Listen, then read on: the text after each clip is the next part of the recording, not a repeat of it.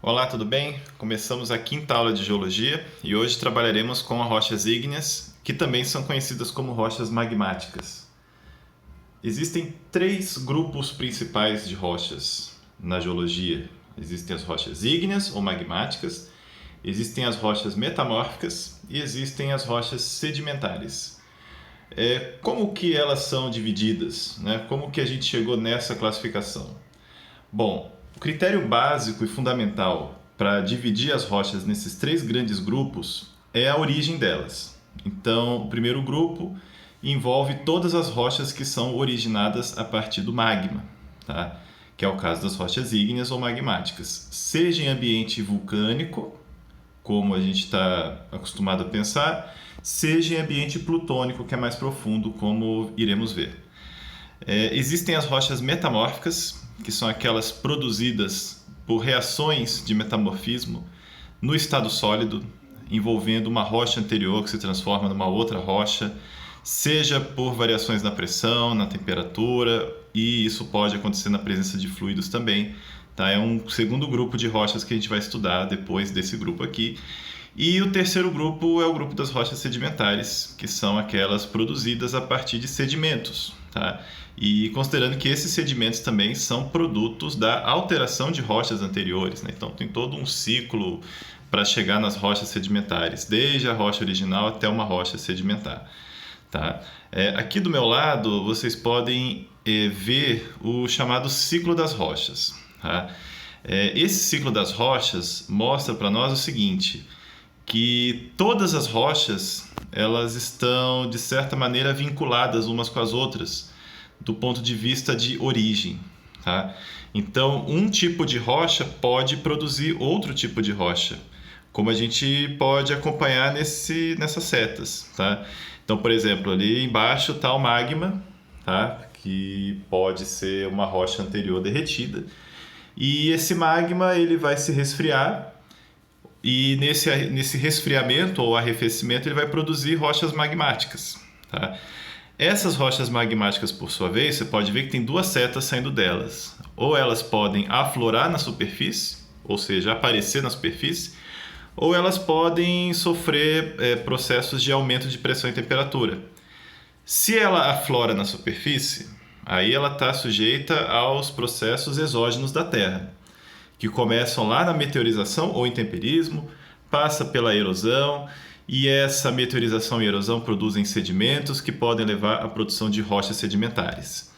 Por outro lado, se as rochas magmáticas sofrem um grande aumento de pressão e temperatura, você pode ver nessa outra seta aí de baixo que elas vão dar origem a rochas metamórficas. Rochas sedimentares podem também sofrer esse grande aumento de pressão e temperatura, se transformar em rochas metamórficas. E as rochas metamórficas podem sofrer um aumento ainda maior da temperatura e fundir-se, formando o magma e reiniciando aí o nosso ciclo, tá? Então daqui para frente a gente vai ver trechos desse ciclo, tá? Nesse primeiro momento interessa para nós mais essa parte da fusão e do arrefecimento do magma, tá? Então a formação do magma e a partir do magma a formação de rocha. Lembrando do que é magma, tá? Magma, acredito que todos já viram na escola, né? É uma massa de rocha derretida que se origina da fusão parcial de uma rocha anterior. E essa rocha anterior ela pode estar no manto, como a gente normalmente pensa, e essa região do manto pode ser a stenosfera ou mesmo a parte inferior da litosfera. Tá? Mas também pode acontecer na própria crosta processos de fusão de rochas também, levando à formação de rochas magmáticas também aí na crosta. E é importante a gente desfazer aquela imagem que muitas vezes nos é vendida de que dentro da Terra existe um oceano de magma, né? De que o manto ele é feito de magma por causa das correntes de convecção, essas correntes só poderiam acontecer no líquido e o manto inteiro seria líquido. Só que na prática não é o que acontece. O manto é majoritariamente sólido, né?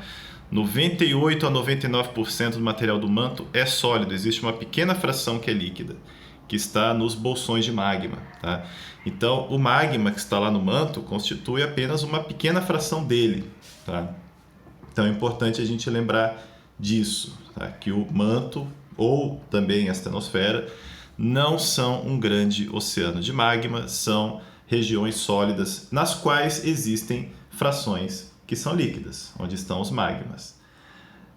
Os magmas eles vão se formar na Terra em função de três condições, principalmente. Tá?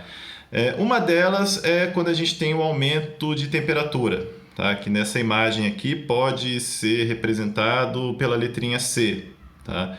Onde tem um ponto caliente, né? O ponto quente. Né? Então, esse ponto quente é uma região que se esquentou mais lá dentro do manto da Terra, por processos ainda não bem conhecidos que ocorrem na interface entre manto e núcleo, e esse aquecimento excessivo do manto pode gerar fusão de rochas naquela região. Tá? Então, a base do manto pode se fundir naquela região onde existe o ponto quente, e isso pode levar a uma propagação dessa fusão que vai chegar até a superfície. Tá? E isso vai produzir um grande volume de material magmático. E esse material magmático ele pode extravasar, inclusive, na superfície por meio de vulcões.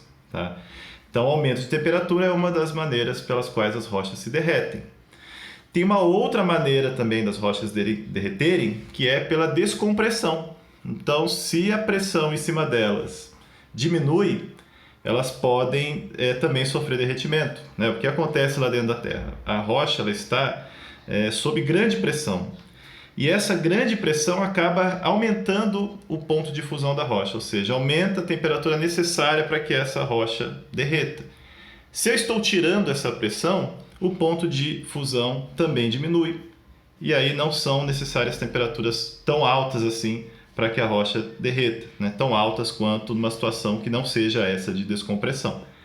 Então isso pode acontecer, por exemplo, nos limites divergentes de placas tectônicas. Tá? Nesses limites divergentes, a pressão ela diminui por conta de um afinamento da crosta. Tá? Então existe uma pressão menor sobre essas rochas e uma boa parte dessas rochas do manto derretem. Tá? Isso vai produzir grande vulcanismo também ao longo dos limites divergentes das placas tectônicas. Bom, um terceiro motivo para que as rochas derretam é a variação no teor de fluidos. E isso se aplica especificamente às zonas de subducção, como a gente estudou na aula de tectônica. Zona de subducção é aquela na qual uma parte da crosta afunda sob outra parte da crosta. E nesse afundamento, os materiais rochosos hidratados que estão presentes nessa crosta acabam também sendo levados até o manto. E lá, por conta da alta pressão, a água é expulsa dessas rochas. Essa água, sendo expulsa dessas rochas, ela fica livre lá no manto e ela acaba também induzindo a uma redução do ponto de fusão dessa região do manto. E isso faz com que rochas que estavam quase derretendo tenham as condições propícias para derreterem. Né? Então, nas zonas de subducção, a gente também tem bastante produção de material magmático e, consequentemente, a produção também de muitos vulcões, como a gente vê na Cordilheira dos Andes, por exemplo, né? Que está associado a uma zona de subducção. Também nos arcos de ilhas a gente vê isso, né? Lá na Indonésia, lá no Japão, na Aleutas, enfim. Então, esses seriam os motivos principais para a formação de magma. Ou aumenta a temperatura, ou diminui a pressão, ou aumenta o teor de fluidos. E essas duas condições acabam influenciando na diminuição do ponto de fusão. Os magmas, uma vez formados lá em profundidade, eles podem ascender, ou seja, eles podem subir pelo interior da Terra, eventualmente chegando na superfície, ou não, podem ficar retidos lá na crosta mesmo. Tá?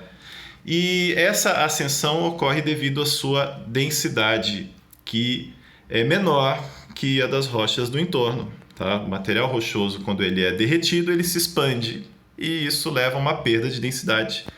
Consequentemente, esse material sobe dentro da Terra. Tá?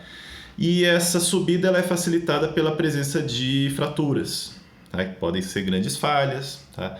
E essas fraturas, essas grandes rachaduras, elas facilitam, elas favorecem a ascensão dos magmas, especialmente aqueles magmas que são menos viscosos. Eles sobem mais facilmente que magmas que são muito viscosos. Às vezes esses magmas não conseguem subir porque estão ali impedidos pelas rochas, né? Então as rochas elas podem impedir, podem não conter tantas fraturas assim e não permitem que esse magma suba, tá? E nesse momento a gente vai ter a formação de grandes bolsões de magma. Tanto as rochas que estavam nos bolsões quanto outras, todas as rochas que ascendem, né, que chegam até a superfície ou próximo dela, podem trazer consigo pedaços de rochas de onde elas passaram, né? Então, rochas metamórficas que estavam em grande profundidade, elas podem ser trazidas também juntas com esse magma. E elas podem trazer informações importantes sobre de onde veio essa rocha ígnea. Tá? Então, se ela veio de uma região muito profunda, que tem um tipo específico de rocha metamórfica, você pode, com esse pedaço da rocha metamórfica, ter uma ideia de onde que esse magma veio. Tá? E esse fragmento é chamado de xenólito, né? Xeno significa estranho, né? Uma peça estranha que está dentro da rocha ígnea. Os magmas eles vão se diferenciar em relação à sua composição. Tá? Então, os magmas eles são diferentes na sua composição química. Aqui a gente tem 3 exemplos principais, tá? 3 tipos principais de magmas. No primeiro caso, a gente está vendo magmas que têm praticamente metade da sua composição feita de sílica, que é o SiO2, que você pode perceber em todos os gráficos que é o predominante. Tá? Outros elementos, né, que também são associados são o alumínio. Né? O alumínio ele ocorre bastante proporção nos magmas. Ligado ao oxigênio, né? Então você pode ver que são óxidos em geral que estão constituindo esses magmas. Então tem óxido de alumínio, tem óxido de ferro, óxido de magnésio, de cálcio, de sódio, de potássio. Tá? E esses elementos eles vão aparecer nas mais variadas composições. No primeiro gráfico da sua esquerda, a gente está vendo um magma que tem uma composição chamada de basáltica, mas também pode ser chamada de básica. Tá? Basáltica ou básica, tanto faz. São aqueles que possuem uma menor proporção de sílica em relação aos demais constituintes. No extremo direito, a gente está vendo um magma de origem riolítico, que também pode ser chamado de ácido. Tá? Então, tem o básico de um lado, tem o ácido do outro.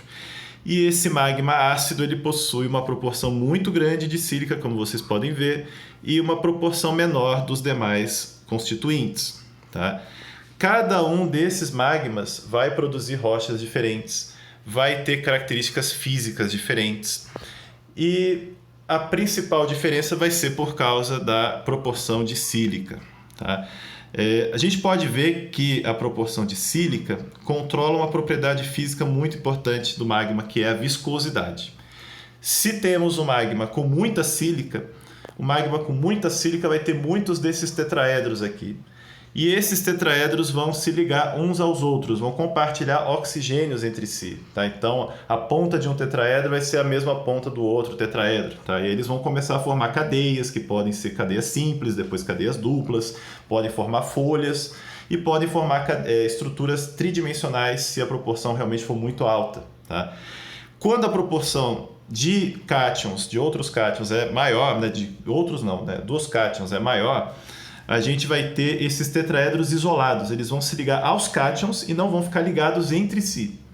Quando eles estão ligados aos cátions, eles formam um fluido que não é assim tão viscoso. Tá? O magma básico, no caso, ele não é tão viscoso. Esses tetraedros eles estão mais soltinhos, vamos dizer assim. Agora, no magma que tem uma grande proporção de sílica, né, um magma que a gente pode chamar de ácido, esses tetraedros eles vão estar mais ligados uns nos outros. Então vai ser mais difícil ele fluir. Tá? Esses tetraedros vão estar muito ligados entre si, não vão estar soltinhos, como naquele primeiro caso, e isso vai dificultar o fluxo. Tá? E é isso que constitui a viscosidade. Tá? E isso explica por que a viscosidade é maior nos magmas de origem ácida.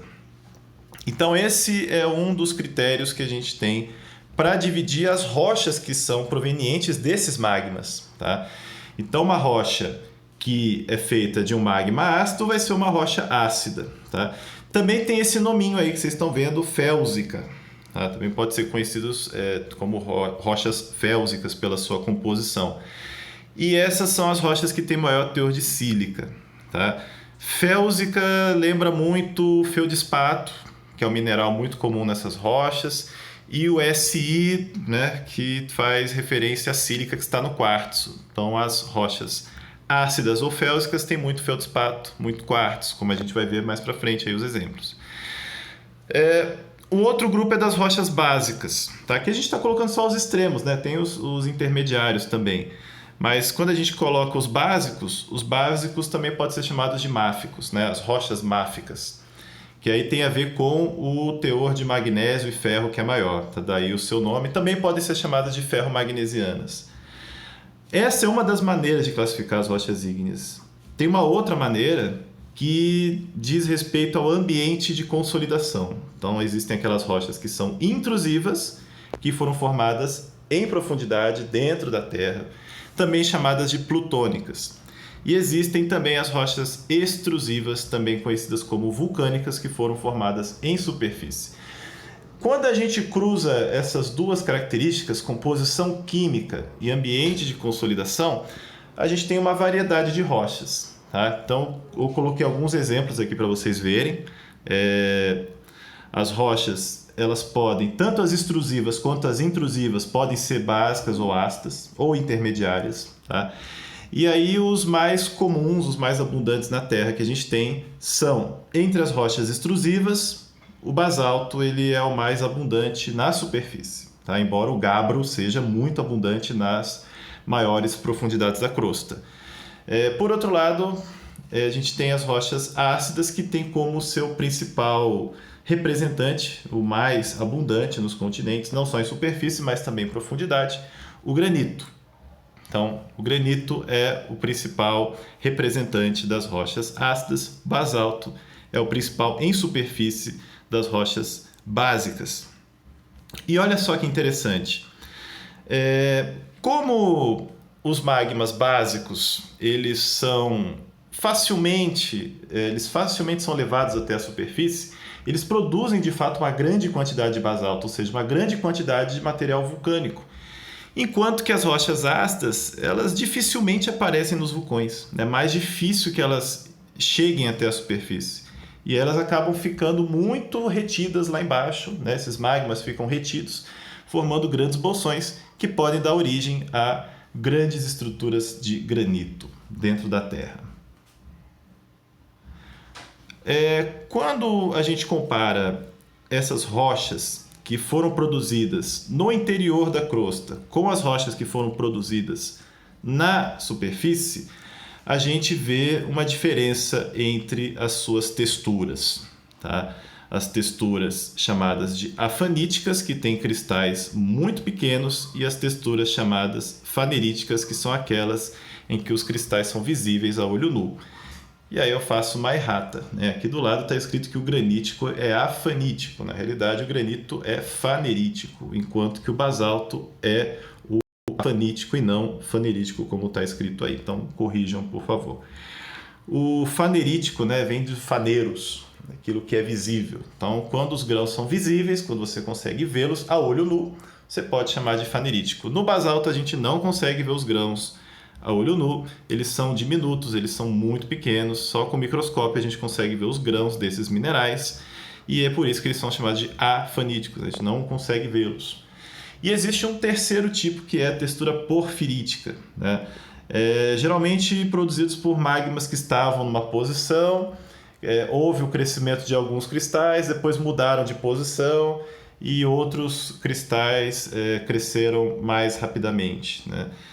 Se formaram mais rapidamente. E aí a gente tem cristais com diferentes tamanhos dentro de uma mesma rocha, né? Então tem uma parte de cristais grandes, os cristais pegmatíticos, que são os grandes, e a matriz de cristais pequenos dentro de uma mesma rocha, dando a sua textura porfirítica. Tudo bem? Aqui a gente vê os minerais que predominam em cada tipo de rocha. Tá? De rocha ígnea, tá? Dentro do grupo das rochas ígneas. Então esse esquema aqui, que está lá no Decifrando a Terra, ele mostra para nós a abundância dos minerais em função do teor de sílica e os nomes que a gente dá para as rochas também em função do teor de sílica e como que a cor também ela é função também do teor de sílica. Então, do lado esquerdo a gente tem as rochas félsicas, tá? Que são as rochas mais claras, as rochas mais brancas, como a gente viu lá no caso do granito, é um pouco mais claro que o basalto, ou também conhecido como rochas ácidas. No caso desses granitos, a gente encontra quartzo em grande quantidade, feldspato potássico em grande quantidade, encontra também muscovita, pode encontrar biotita, pode encontrar anfibólios, tá? Então, são minerais que podem aparecer nos granitos. Quando a gente passa um pouco mais para a direita, a gente vê lá o granodiorito, já aumenta a proporção dos anfibólios, que são minerais máficos, né, que estão pintados aqui de laranja, então, enquanto que os amarelinhos são os félsicos. Então já diminui a proporção de quartzo, o feldspato potássico já aparece numa proporção bem menor, o plagioclásio aumenta, tá? E os piroxênios começam a aparecer. Até chegar lá no gabbro, que é comum na base da crosta, em que a proporção de piroxênios é muito grande, que é o mineral máfico, e já começa a aparecer olivina, até chegar lá no peridotito, que é uma rocha muito comum no manto, que tem uma altíssima proporção de minerais máficos. Você pode ver que a olivina e o piroxênio são os principais, e uma pequena quantidade de plagioclásio, que é o mineral félsico, também aparece, né? Então, em função dessa proporção de silício, que é cada vez menor, da esquerda para a direita, a gente vai ter um aumento na quantidade dos minerais de natureza máfica, até chegar nos ultramáficos, né? São aqueles que realmente têm uma proporção muito grande, tem uma coloração muito escura também por conta disso. Bom, existe uma ideia de que os minerais eles podem ser organizados conforme a sua sequência de cristalização dentro da crosta, considerando que todos eles sejam provenientes de um líquido e que esse líquido está inicialmente muito quente e ele vai se resfriando com o passar do tempo. Então, o gráfico aqui ao lado está nos mostrando isso, né? Tem até uma setinha para baixo mostrando esse sentido do resfriamento. Então, no começo eu tenho lá um magma com 1300 graus Celsius, tá? E ele pode conter todos os elementos químicos necessários para formar todos esses minerais aqui. Só que no primeiro momento vai cristalizar a olivina, tá? O primeiro mineral que vai aparecer, ele depende de temperaturas mais altas para cristalizar. Então vai cristalizar a olivina, que é riquíssima em ferro e magnésio, vai sobrar um líquido remanescente que vai ser usado para depois cristalizar o piroxênio, daí vai cristalizar o anfibólio, e cada cristalização dessa vai extraindo um pouco do ferro, um pouco do magnésio, um pouco do alumínio, do cálcio, e no final vai sobrando cada vez mais silício, tá? E aí lá no fim a gente vai ter a formação do feldspato e do quartzo, tá? Que são aqueles que possuem uma maior concentração de sílica, tá? Então essa é a série de Bowen, que organiza os minerais conforme a sua temperatura e conforme o processo de cristalização fracionada, que é essa cristalização dos diferentes minerais a partir de um mesmo líquido, enquanto ele vai se deslocando na sua trajetória ascendente até chegar na superfície, tá? E o quartzo é o último a se formar, é o que se forma em menores temperaturas, né? Até 550 graus Celsius ainda tem quartzo se cristalizando. De 550 graus Celsius para baixo, todos os magmas já se encontram solidificados, já produzindo rochas ígneas. Tá? Então isso aqui é uma série muito importante que depois vai ter influência lá no intemperismo das rochas. A gente vai ver que isso aqui tem relação com o intemperismo também. Bom, os corpos plutônicos, tá? Aqueles que estão dentro da crosta terrestre, eles podem ser chamados pelo nome genérico de plútons, tá? E formam corpos das mais variadas morfologias, tá? Essa classificação vai depender muito da relação que esses corpos ígneos plutônicos ou intrusivos têm com as camadas sedimentares, caso eles estejam em camadas sedimentares, né? Se eles estiverem formando intrusões entre camadas sedimentares. Se, por exemplo, essas intrusões cortarem as camadas, se elas forem discordantes, né? Elas atravessam várias camadas, elas podem ser chamadas de diques, tá? Que tem essa morfologia em forma de parede, né? Tem um grande desenvolvimento vertical. Por outro lado, elas podem ser concordantes a essas camadas sedimentares, formando os chamados sills, tá? Ou soleiras também, pode acontecer essa tradução aí de soleiras. E se elas tiverem se essas soleiras tiverem uma parte central um pouco mais espessa, aí elas podem ter um formato de cogumelo, são chamados de lacólitos, tá? Mais próximo à superfície, embaixo de vulcões, temos também um corpo intrusivo chamado de neck vulcânicos, que podem produzir relevos bastante característicos, né? Pode produzir torres rochosas, né? Torres rochosas que vão ser produtos da erosão do vulcão. Vai sobrar realmente só aquela parte central mais rígida da rocha. E em profundidade a gente está vendo aqui corpos maiores, tá? Que são os estoques e os batólitos. A única diferença é o tamanho, né? Os batólitos têm mais de 100 km² de área superficial. Em geral, os magmas básicos estão formando esses corpos intrusivos menores, tá? Então, diques, sills, lacólitos, eles geralmente têm uma origem básica. Os necks podem ter origens variadas. Enquanto que esses corpos maiores, os estoques, os batólitos, eles têm geralmente uma origem félsica, tá? Podem ser granitos, por exemplo, formando esses grandes corpos. Por outro lado, temos também os vulcões. Então, os vulcões eles aparecem como um resultado de processos magmáticos que chegam até a superfície da Terra. E quando esse magma ele é eliminado para a superfície do planeta, quando é conduzido até a superfície do planeta, ele passa a se chamar lava, tá?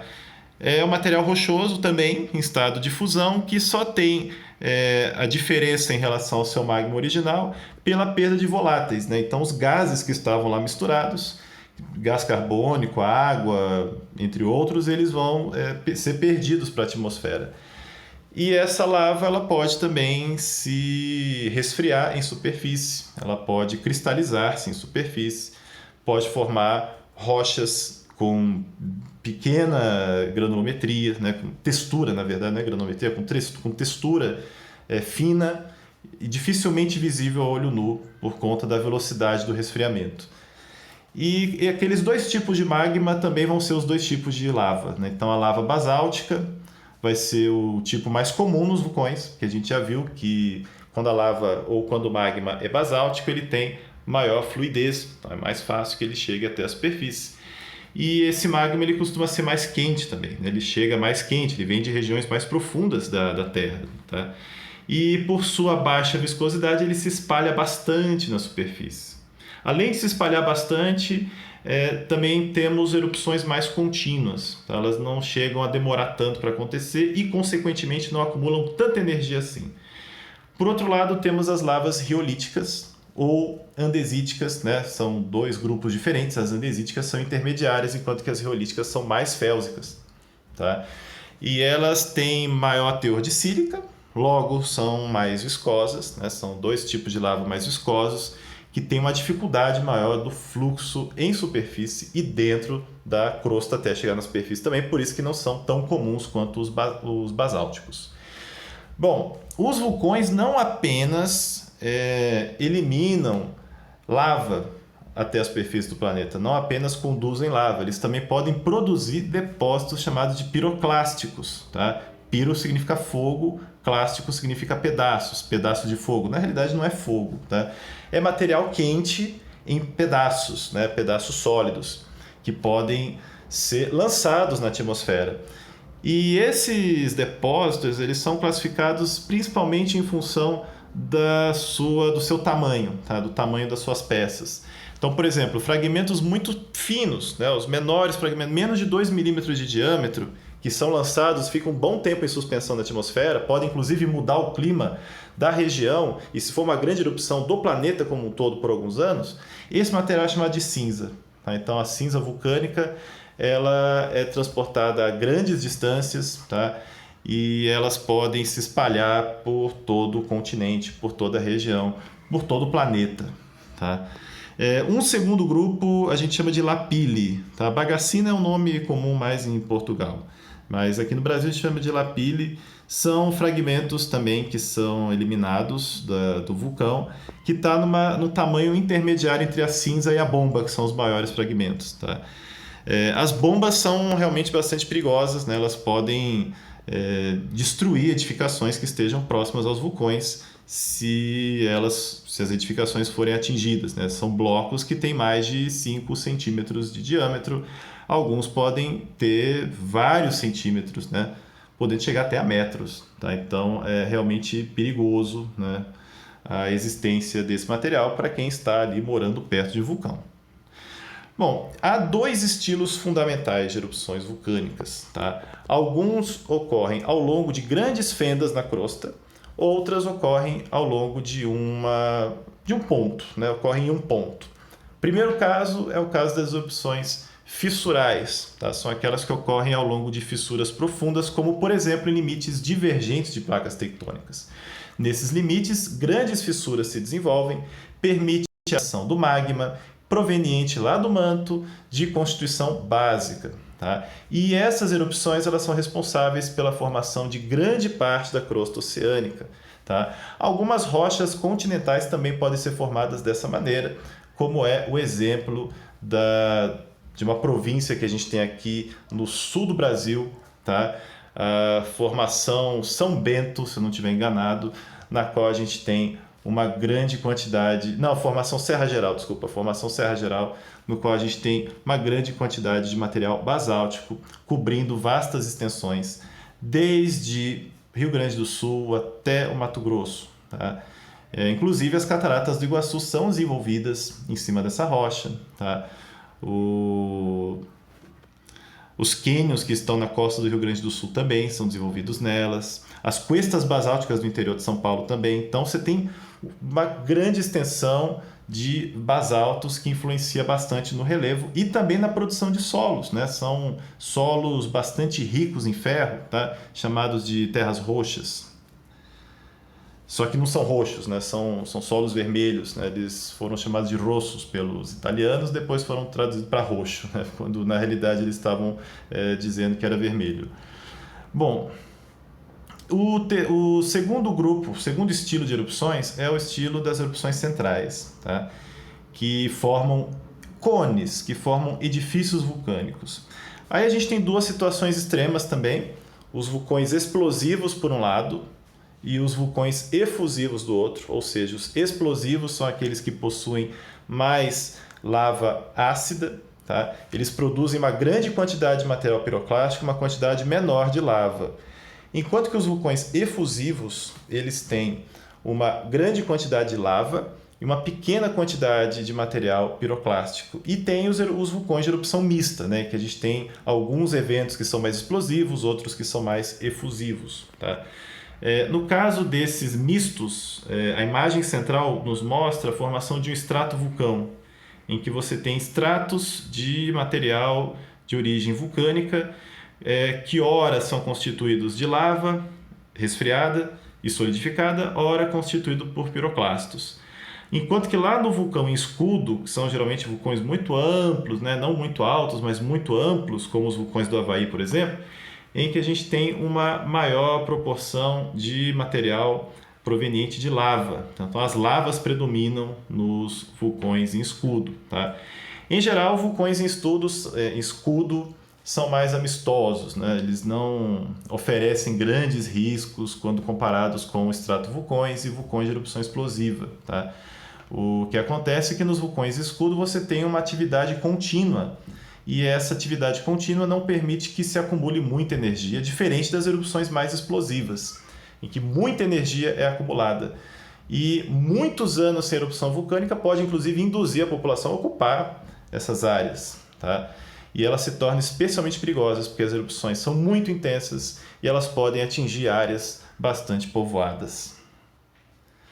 Então é necessário haver muito cuidado em relação a esses vulcões, né? Os vulcões mais explosivos, eles exigem planos de contingenciamento para caso de erupção vulcânica. No caso, a gente não tem nenhum desses dois aqui no Brasil, né? Nem os efusivos, nem os explosivos, né? O Brasil, como esse mapa nos diz, né?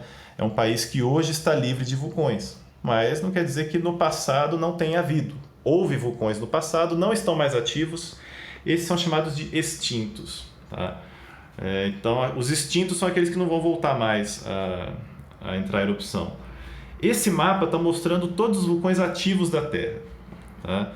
E a gente colocou esse título aqui, Círculo de Fogo, porque existe uma região em torno do Pacífico, que circunda o Pacífico, que é uma região que predomina muito vulcão, né? Tem uma grande quantidade de vulcões. E essa grande quantidade de vulcões se deve principalmente ao fato de ali haver limites de placas tectônicas, limites do tipo convergente, ou seja, são vulcões produzidos devido à subducção. Então ali acontece a subducção num regime convergente. É possível notar que lá no Himalaia, por exemplo, onde a gente tem um limite de placa convergente também, não há tanto vulcão assim, né? Tem uma quantidade bem menor de vulcões.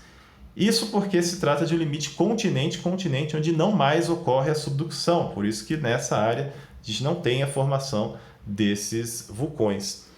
E nos limites divergentes também podemos perceber a presença de algum desses vulcões também, lá no meio do Pacífico, lá no meio do Atlântico, né? São áreas em que a gente encontra também alguns vulcões.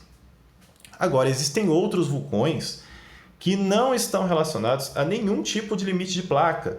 Se você olhar lá no meio do Pacífico, você vai ver que tem um conjunto de vulcões, que no caso formam as ilhas do Havaí, que não tem nenhuma correlação com limite de placas. São vulcões que estão no meio da placa. Lá nos Estados Unidos também, na parte continental, é possível ver que tem vulcões também dentro da placa. Eles não estão no limite, eles estão na parte de dentro, né? Então, o que acontece nessas regiões? Na África também podemos ver, lá nos Camarões, né? Então, o que essas regiões têm em comum?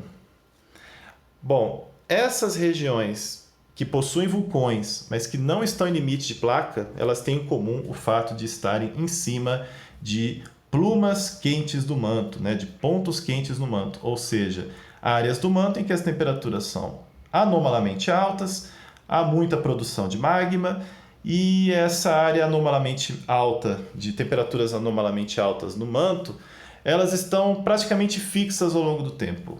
Porém, a crosta não está fixa. A crosta está em contínuo movimento pela movimentação das placas tectônicas.